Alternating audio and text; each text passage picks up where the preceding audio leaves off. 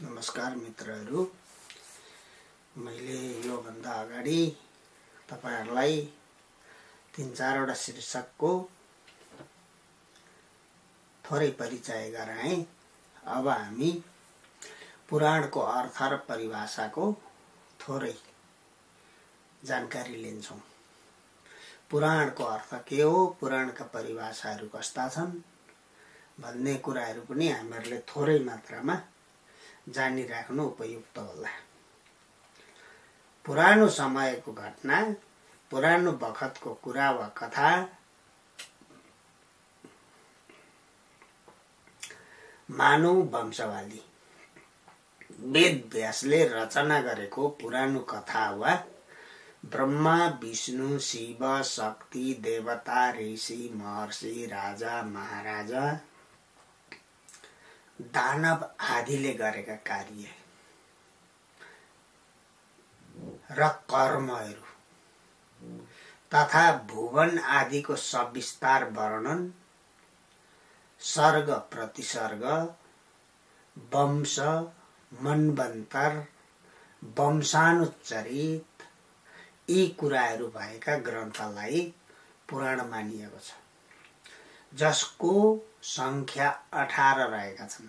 यी महापुराणहरू भए 18 वटा उपपुराण, 64 गीता, 4 वेद, 4 उपवेद, 60 शास्त्र, 220 वटा उपनिषद, कति हो अझै छन्। त्यहाँदेखि यताका ती झिना मसिना शास्त्रहरू त जोडिएन, त्यसलाई चाहिँ पुराण भनियो। सर्गश्च प्रतिसर्गश्च वंशो मन्वन्तराणि च वंशानुचरितं चेति पुराणं पञ्चलक्षणम्। ब्रह्मा विश्वर्क रुद्राणां महात्म्यं भुवनस्य च ससंहारं च दृश्येत पुराणं पञ्चवर्णतः। भन्यो पुराणको परिभाषा। सर्ग प्रतिसर्ग हुँदै देवता, भुवन तथा वंशानुगत चरित्रलाई प्रस्तुत गरिएको पूर्वीय संस्कृत वाङ्मयलाई पुराण भनियो। पुराणबाट वर्णित गरिएका कथा, पुराणको प्राचीनता, पुरा परम्परा भक्ति पुराणं तेन वै स्मृतम्। वायु पुराण। पुराणं सर्वशास्त्राणां प्रथमं ब्रह्मणा स्मृतम् अनन्तरं च वक्तव्यो वेदास्तस्य विनिर्गतः। मत्स्य पुराण। पुराणका परिभाषाहरू यसरी दिएका छन् शास्त्रले। सबै शास्त्रभन्दा पहिलो ब्रह्माले वेदको स्मरण गरे, त्यसपछि उनका मुखबाट वेदका ऋचाहरूको प्रादुर्भाव हुन पुग्यो। मुख र निधारबाट र पुराणको स्मरण गरे। त्यस पछाडि वेद पछाडि ब्रह्माले नै स्मरण गरेको भनियो। प्रत्येक युगमा ऋषिले वेदको अभ्यास गरे। ती मध्येका सबैभन्दा धेरै वेद अभ्यास गर्ने श्रेष्ठ ऋषिलाई वेद व्यास भनियो। वेद व्यासको उपाधि दियो र उनैद्वारा पुराणहरूको रचना हुने कार्य हुँदै आएको पाइन्छ। पुराणको रचना चाहिँ वेद व्यासहरूद्वारा नै गरिएको हो। प्रायशः पुराणहरू वेदकै अङ्ग रहिआएका छन्। वेदमा जे कुराहरू छन्, अतिरिक्त कुराहरू पुराणमा पनि धेर थोर मिलाएर त्यसैबाट वंश विस्तार भएका प्रसङ्गहरू पाइन्छन्। वेदमा भएका देवी देवताहरू, वेदमा भएका ऋषिहरूलाई नै आधार बनाएर वंश विस्तार गरेको पाइन्छ। यी 18 पुराण, 18 उपपुराण, 64 गीता, 220 उपनिषद, 19 वटा ऋषि संहिता, 4 वेद, 4 उपवेद, 6 वटा खटशास्त्र, धर्म सिन्धु, निर्णय सिन्धु, मनुस्मृति, महाभारत, रामायण यी जति पनि हाम्रा सनातन दर्शनहरू लेखिएका छन्, ती सबै बराबरी प्रयोगमा आउन सकेको देखिँदैन। प्रयोगमा चाहिँ आएनन्। शास्त्रहरू धेरै बनिए तर प्रयोगमा चाहिँ थोरै आए। कतिपय शास्त्रहरू चाहिँ समय सापेक्ष ती संशोधन भएनन् अनि समयसँग जुझ्न नसकेर स्वतः निष्क्रिय बन्न पुगे। 18 पुराणहरू मध्ये धेरै चाहिँ प्रयोगमा आउन सकेको देखिँदैन। धेरै पुराण 18 महापुराणहरू 18वटा भनिन्छ, ती मध्येमा धेरै चाहिँ प्रयोगमा आउन सकेको देखिएन। प्रयोगमा आएका गरुड पुराणको पनि औचित्य समाप्त बनाउँदै लगेको पाइन्छ। गरुड पुराण यी 18वटा महापुराणहरू मध्ये अर्थात् 6वटा सात्विक पुराणहरूमा पर्ने गरुड पुराण को पनि आज आएर औचित्य समाप्त हुँदै गएको पाइन्छ। गरुड पुराण प्रेत कल्पको ठाउँमा अर्चिरादि मार्ग रचिएर आयो। एउटा अर्चिरादि मार्ग भन्ने सानो पुस्तक रचिएको छ। अर्चिरादि मार्गको अर्थ हुन्छ उज्यालो बाटो भन्ने। तर गरुड पुराणको प्रेत कल्पमा जति ज्ञान र विज्ञान छ त्यसको एक छेउ पनि अर्चिरादि मार्गमा पाइँदैन। गरुड पुराणले त धेरै कुराहरू सिकाउँछ। अर्चिरादि मार्गमा एउटा वैकुण्ठको र एउटा गोलोकको दुईटा छन्। दुईटा सम्प्रदायका आफ्ना आफ्ना कुरा एउटै हुन्। अलिकति फरक चाहिँ आफ्ना आफ्ना साम्प्रदायिक देवताका नाम लेखेका छन् त्यहाँ। अब श्री वैष्णव सम्प्रदायको छ भने विष्णु वैकुण्ठको कुराहरू आउँछन्। नेमार्क सम्प्रदाय छ भने कृष्ण र गोलोकका कुराहरू थपेको छ। त्यति नै मात्रै हो फरक, अर्थ केही छैन। तरै पनि ब्राह्मणहरूका सजिलाका लागि त्यसलाई खुब प्रयोगमा ल्याउन थालेका छन्। सजिलो छ, गरुड पुराण भन्दा अलिक सजिलो छ, छोटो छ, सानो छ। भोलि गएर श्रीमद् भागवतका ठाउँमा पनि अर्को ग्रन्थ नआउला भन्न सकिन्न। किनभने समय सापेक्ष परिवर्तन अर्थात् नयाँ कुराले पुराना कुरालाई पन्साउँदै जाने प्रवृत्तिहरू, यी परम्परा अर्थात् साँचो अर्थमा भन्ने हो भनेदेखि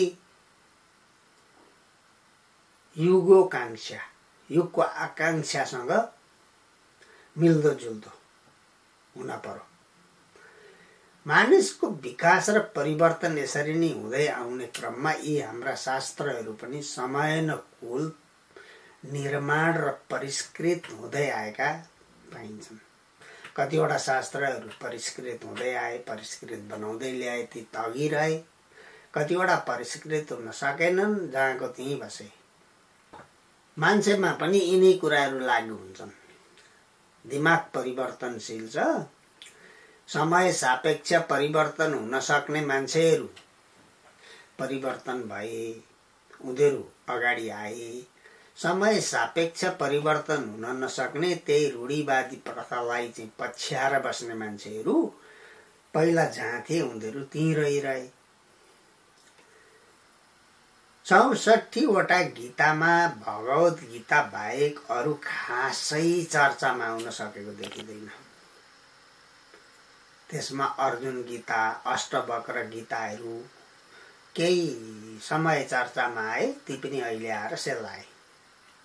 यसको अर्थ कविका आवेग संवेग कति सत्य तथ्य हुन्छन् भने कति काल्पनिक हुन्छन्।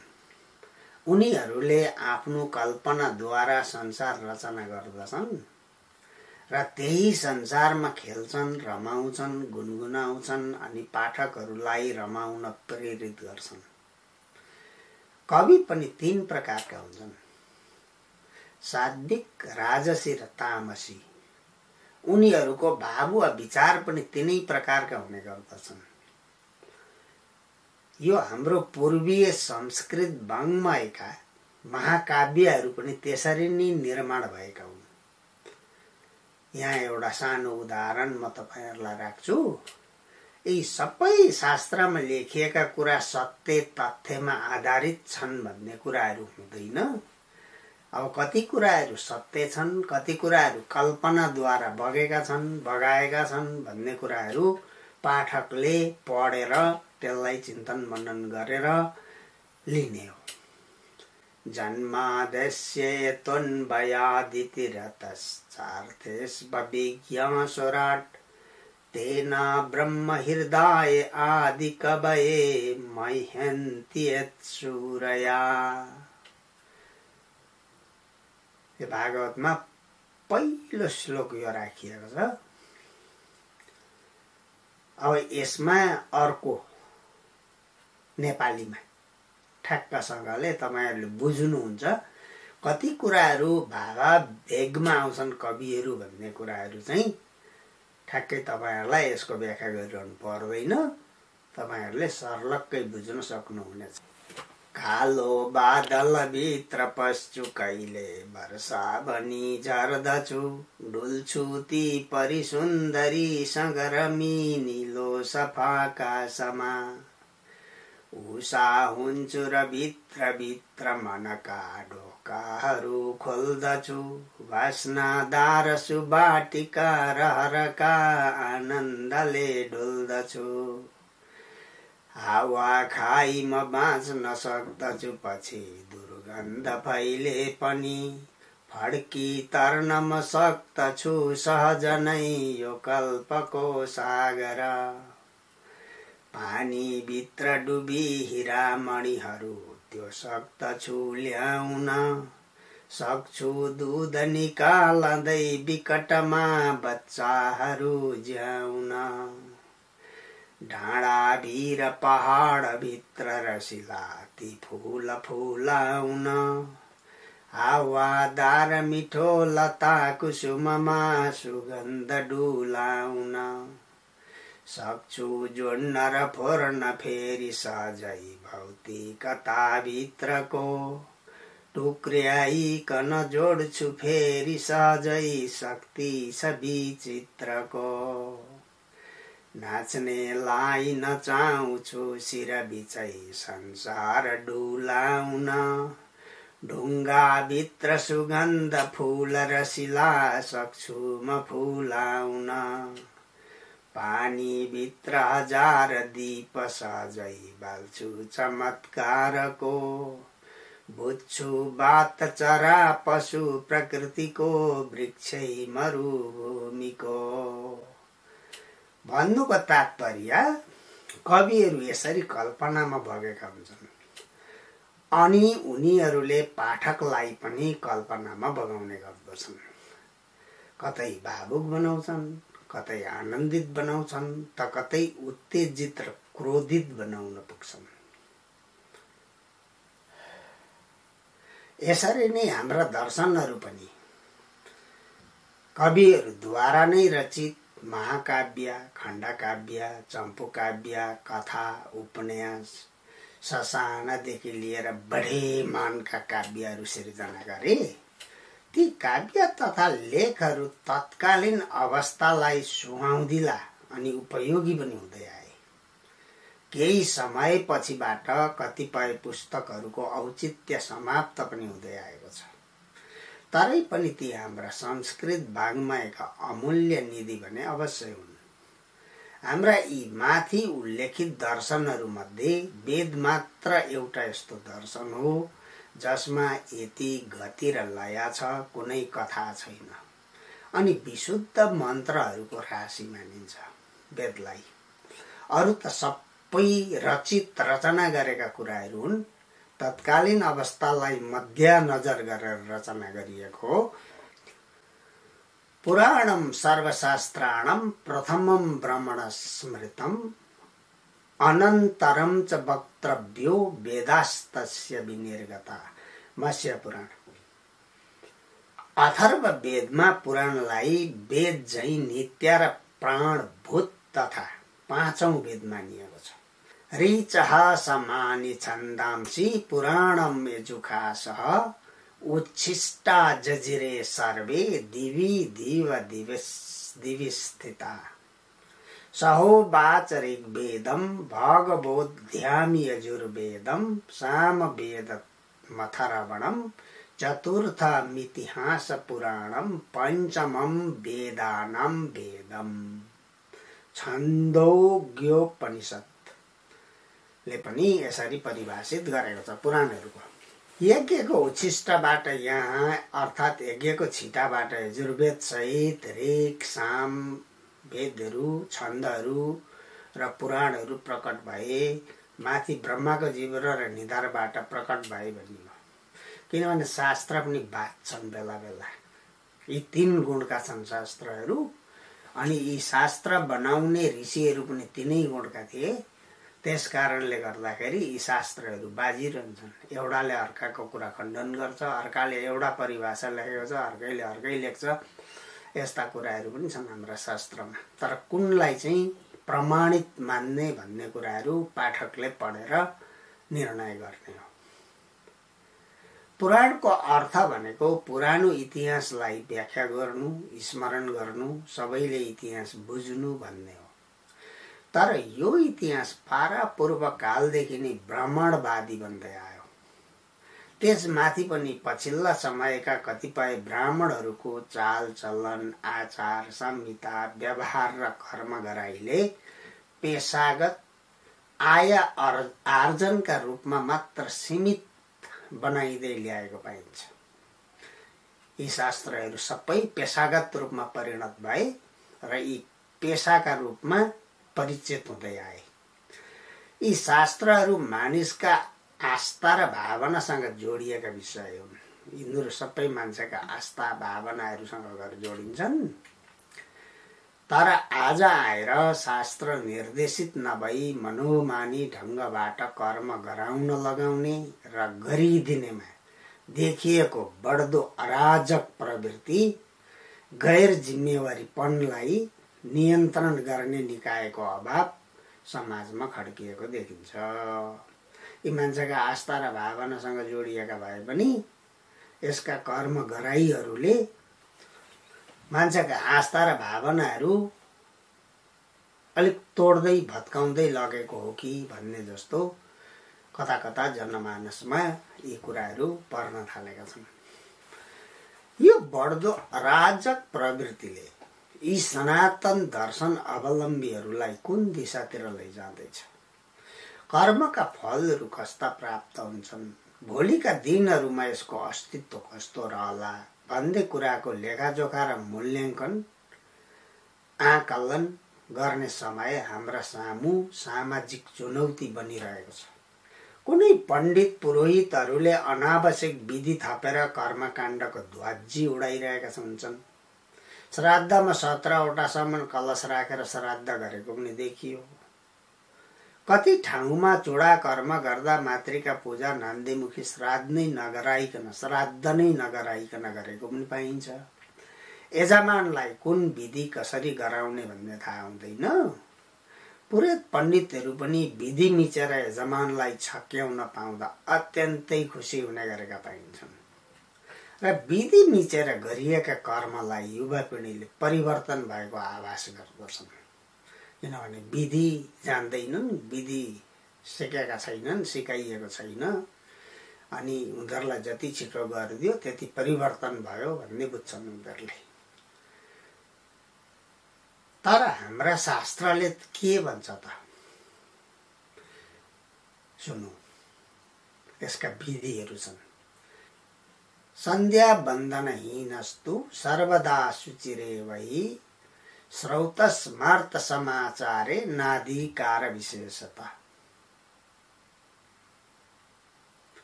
अशुद्धेन तु विप्रेण यः श्रद्धाध्यं करोति तस्य भस्महुतं यद्दत् सर्वं त्यज्यायते वृथा।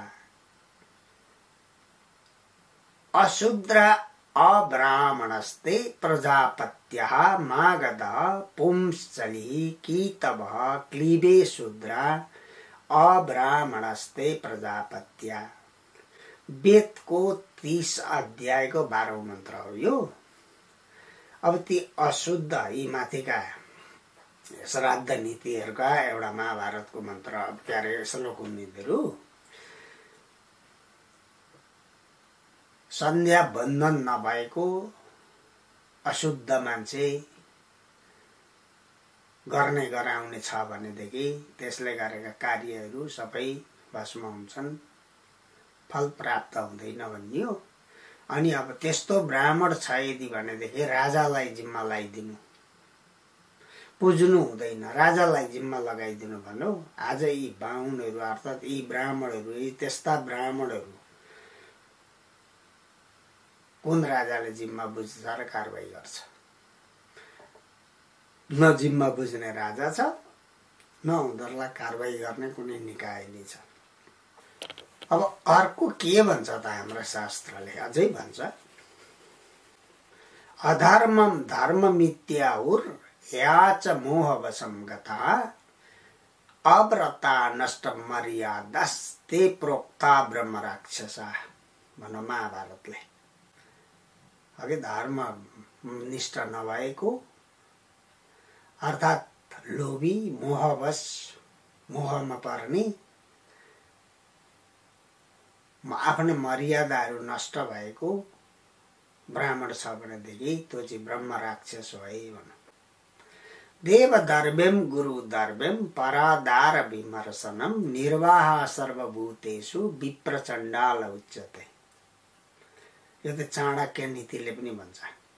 देवताका पैसामा आसक्ति हुने, आफ्ना गुरुको दर्व्यप्रति आसक्त हुने, अर्काका स्त्रीहरू देख्दा आसक्त हुने, अर्थात् त्यस्तामा निर्वाह गर्ने विप्र छ भनेदेखि त्यो चाहिँ चण्डाल हो है, विप्र होइन भन। अब यी शास्त्रका कुराहरू हुन्, यी मेरा कुराहरू होइनन्। मैले त जस्ताको तस्तै ल्याएर तपाईँहरू माझ राखिदिएको मात्रै हो। यी शास्त्रहरू त यो क्षेत्रीका लागि, यो बाहुनका लागि, यो वैश्यका लागि, यो शूद्रका लागि भन्ने छैन। यो सम्पूर्ण मानव जातिहरूका लागि निर्माण भएको हो भनिएको छ।